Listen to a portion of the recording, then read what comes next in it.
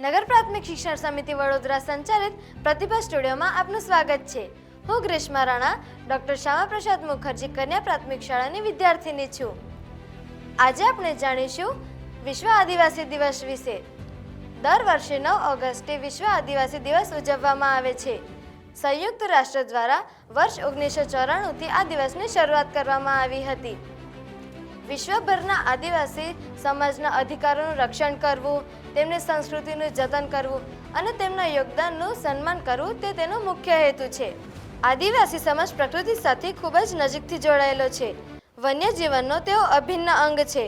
તેઓ જંગલો, નદીઓ અને પર્યાવરણનું સંરક્ષણ કરવામાં મહત્વની ભૂમિકા ભજવે છે।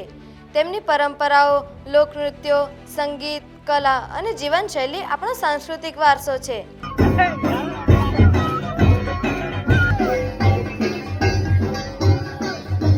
આપણું ગુજરાત પણ સમૃદ્ધ આદિવાસી સંસ્કૃતિ ધરાવે છે।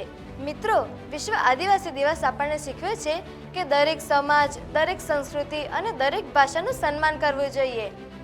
વિકાસ ત્યારે જ સાચો કહેવાય જ્યારે સમાજના દરેક વર્ગને સમાન તક અને સન્માન મળે છે। ચાલો આજે આપણે સંકલ્પ કરીએ કે આદિવાસી સમાજની સંસ્કૃતિ, પરંપરાઓ અને પ્રકૃતિ પ્રત્યેના તેમના યોગદાનનું સન્માન કરીશું અને સૌ સાથે મળીને સમાનતા, એકતા અને પર્યાવરણના સંરક્ષણનું સંદેશ આપીશું। આભાર।